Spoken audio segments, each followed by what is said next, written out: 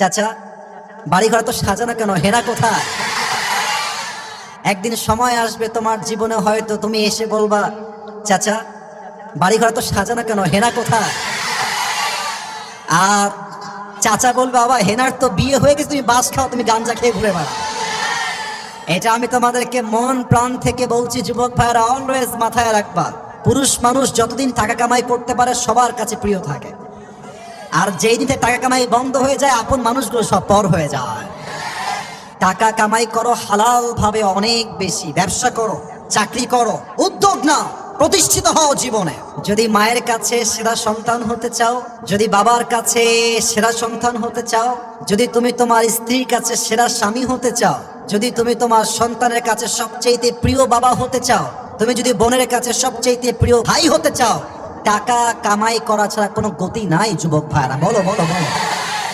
जब जेब में पैसा होता है तो पराये भी अपने हो जाते हैं, और जब जेब में पैसा नहीं होता तो अपने भी पराये हो जाते हैं।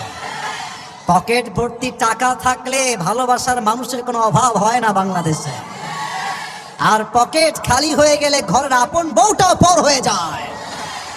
এজন্য আমি মাঝে মাঝে বলি, जब जेब में हो पैसे तो लोग पूछते हैं तुम हो कैसे, और जब तुम हो जाओगे कंगाल कोई पूछने नहीं आएगा तुम्हारा हाल।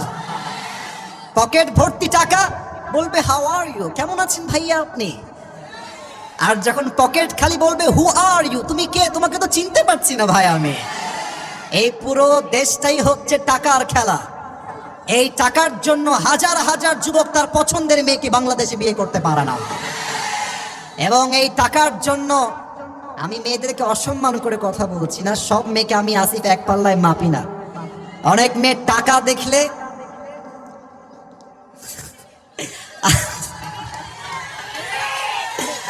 টাকা দেখলে আর সরকারি চাকরি দেখলে টাকলার সঙ্গে বিয়ের পিড়িতে বসে যায়। না, এমন মেয়ে তো বাংলাদেশে নাই। আরে নাই, আরে নাই রে ভাই। থাকলে আল্লাহ হেদায়েত দান করে, পড়েন সবাই আমিন। এজন্য আমি বলি, পকেট শূন্য থাকা অবস্থায় যে আমাকে হালাল ভাবে বিয়ে করতে চাইবে সেই তো আমার ভালোবাসা পাওয়ার যোগ্যতা রাখে, আর যে আমাকে প্রতিষ্ঠিত হওয়ার পরে চাইবে, বুঝতে হবে সে আমাকে ভালোবাসে নাই, সে আমার অবস্থানকে ভালোবেসেছে। আল্লাহ যুবক ভাইদেরকে হালাল ভাবে বেশি বেশি ইনকাম করার তৌফিক দান করুক, পড়েন সবাই আমিন।